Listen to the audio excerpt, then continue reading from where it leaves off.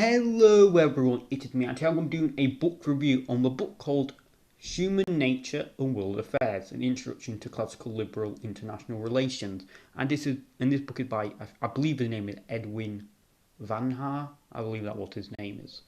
And the book is essentially, like it says in the title, Introduction to Classical Liberal World, classical, not world affairs, so I mean classical liberal international relations.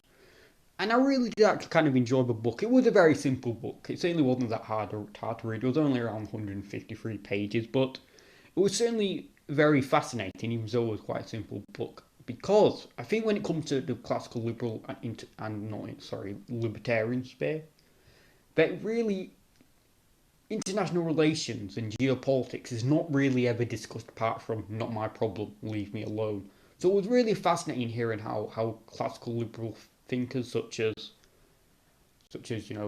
Friedrich Hayek, Ludwig von Mises, Adam Smith, and also learn about the other liberal theories on international relations. Because in the book he does admit, I will say he does admit in it that these like lots of these umbrella terms and just generalizations. Because he says that libertarians as well as liberals are more likely to believe that free trade will lead to peace, while classical liberals are more skeptic of that, and that conservatives are more pragmatic. And he also discusses libertarian international relation theory, such as what Ayn Rand thought how geopolitics should be dealt with.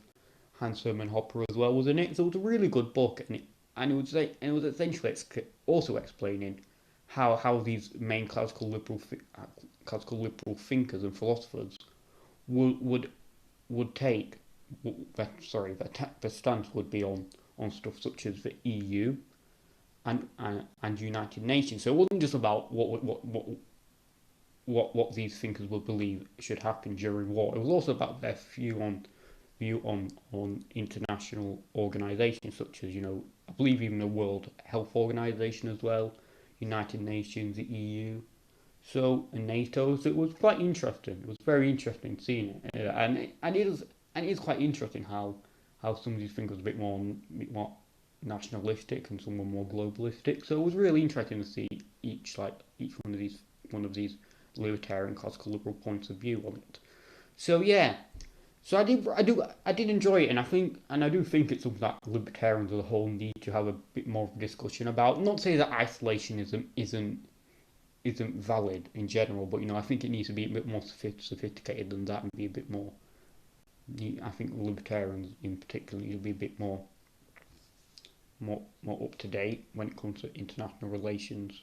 Because I think libertarians in general, this is going off topic, don't really listen to really like read what lots of the international relations theorists believed.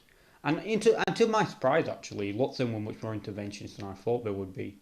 Adam Smith didn't believe in militias. He believed in an army, for an example. I believe it was Ludwig von Mises or Friedrich Hayek did discuss the possibility of there being like a European federation or federal or like European federalism. So there weren't so I was kind of so that what made it more interesting because I thought lots of these people were quite isolationist, and they still didn't. They still and he just stated that none of these thinkers wanted globalism like a one world government, but it was really interesting to see how both of them thought on it, and it did make me understand how some classical liberals and libertarians as well support organisations such as the European Union. Because I'll be honest, with some of it I was kind of ignorant to international relations. I thought like if you were like, to be a classical liberal or a libertarian, you just had to be a straight up isolationist, like not my pig, not my farm mentality. But it was actually quite well actually not all of them did. Even quite radical libertarian like Ludwig von Mises had his like international internationalist leanings. So anyway, I think I'm going on for too long. So anyway, thanks for watching. Please